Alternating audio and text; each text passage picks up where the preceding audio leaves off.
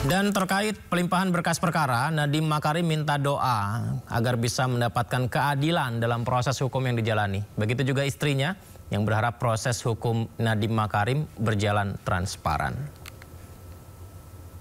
Pada pihak kejaksaan yang sudah menyelesaikan tahap pemeriksaan, saya juga ingin bilang karena ini Hari Pahlawan ya, saya jadi keinget waktu upacara di Kemendikbud itu mengenang para pahlawan tanpa tanda jasa, yaitu guru-guru. Jadi saya ingin mengucapkan salam hormat kepada guru se-Indonesia.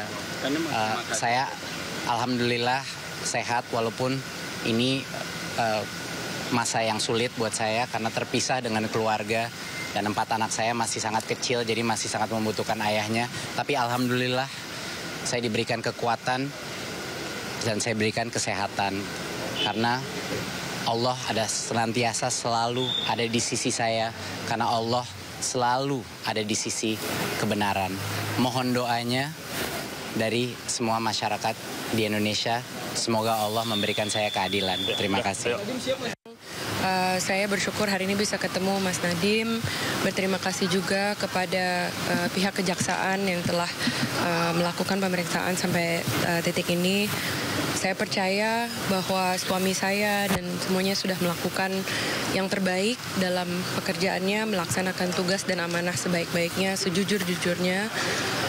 Saya juga berdoa semoga proses ini akan berjalan dengan baik dan transparan dan sebaik-baiknya supaya kebenaran yang ada akan menemukan jalannya di proses berikutnya.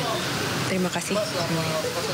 Pemirsa, Presiden Prabowo Subianto memimpin upacara ziarah nasional dan renungan suci di Taman Makam Pahlawan Kalibata, Jakarta Selatan. Republik Indonesia tiba di Taman Makam Pahlawan Nasional Utama Kalibata. Presiden Prabowo tiba didampingi Wakil Presiden Gibran Rakabuming Raka. Upacara ziarah nasional dan renungan suci dalam rangka peringatan Hari Pahlawan ini dihadiri sejumlah menteri kabinet, keluarga para pahlawan dan para veteran. Tiba di lokasi upacara, Presiden Prabowo langsung memimpin upacara dan melakukan peletakan karangan bunga yang bertuliskan "Pahlawanku, teladanku, terus bergerak melanjutkan perjuangan". Presiden Prabowo memimpin mengheningkan cipta dan menyampaikan peran besar pahlawan dalam memperjuangkan serta mempertahankan kemerdekaan Republik Indonesia. Mengheningkan cipta, kita mengenang arwah dan jasa para pahlawan yang telah gugur membela kemerdekaan, kedaulatan dan kehormatan bangsa Indonesia. Khususnya mereka-mereka yang gugur dalam perlawanan terhadap kekuatan asing yang mendukung penjajahan kembali bangsa Indonesia oleh bangsa asing. Pada tahun 1945, 10 November, para pahlawan telah dengan berani melawan kekuatan asing yang begitu besar, terutama kekuatan Inggris, pemenang Perang Dunia Kedua. Dengan perlawanan, pengorbanan yang begitu besar, mereka telah mempertahankan kemerdekaan dan kedaulatan bangsa Indonesia. Janganlah kita sekali-sekali melupakan jasa mereka, kepahlawanan mereka. Presiden Prabowo Subianto mengumumkan gelar 10 pahlawan nasional di Istana Negara Jakarta. Di antaranya adalah Presiden kedua RI Soeharto, Presiden keempat RI Abdurrahman Wahid, hingga aktivis buruh Marsina. Pemberian gelar 10 pahlawan nasional dilakukan oleh Presiden Prabowo Subianto bertepatan dengan Hari Pahlawan 10 November di Istana Negara Jakarta. Dari 10 gelar pahlawan termasuk diantaranya adalah Presiden kedua RI Soeharto, Presiden keempat RI Abdurrahman Wahid atau Gus Dur, hingga pejuang buruh Marsina. Gelar pahlawan diberikan kepada 10 tokoh tersebut dilakukan usai ditetapkan oleh Presiden Prabowo setelah dianggap memenuhi syarat melalui sejumlah proses. pahlawan bidang perjuangan, Jenderal Soeharto. Dan inilah momen haru mewarnai penyerahan gelar pahlawan nasional tak terkecuali putri sulung Presiden kedua Soeharto, Siti Hardianti Rukmana atau Tutut. Ditemani sang adik Bambang Trihatmojo, Tutut terlihat berkali-kali mengusap matanya yang basah. Keluarga besar Soeharto berterima kasih kepada pemerintah Prabowo atas pemberian gelar itu. Kepada Bapak Presiden dan kepada masyarakat Indonesia dan kepada seluruh yang telah mendukung lah gitu.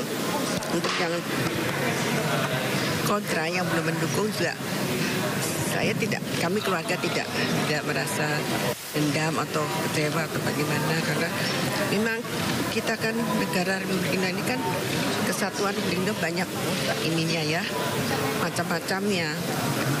Ini monggo-monggo saja. Ya.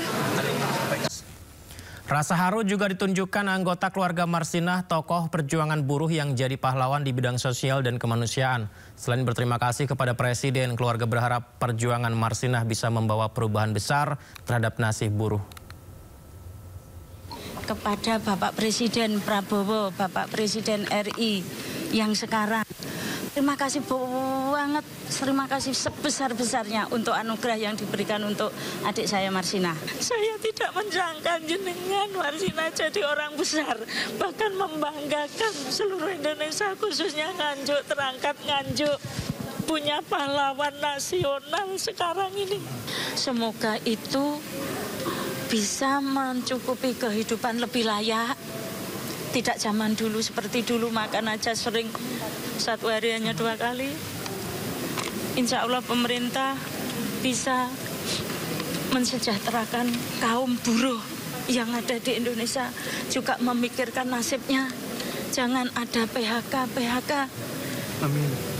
Terutama yang outsourcing, siapa tahu dengan Pak Prabowo dibuat seperti zaman dulu, tidak ada outsourcing. Dan berikut daftar 4 tersangka dalam kasus korupsi pengadaan laptop Chromebook yang dilimpahkan ke Jaksa Penuntut Umum. Pertama, Nadiem Makarim selaku mantan Mendikbudristek.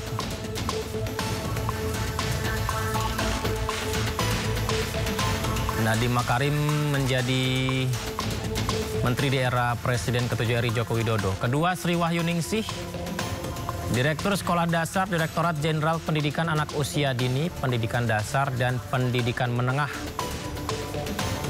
tahun 2020-2021. Kemudian Mulyasyah, Direktur SMP Kemendikbudristek tahun 2020. Mulyasyah atau inisialnya MUL. Kemudian Ibrahim Arif ini konsultan perorangan rancangan perbaikan infrastruktur teknologi manajemen sumber daya sekolah pada Mendikbudristek, pemirsa.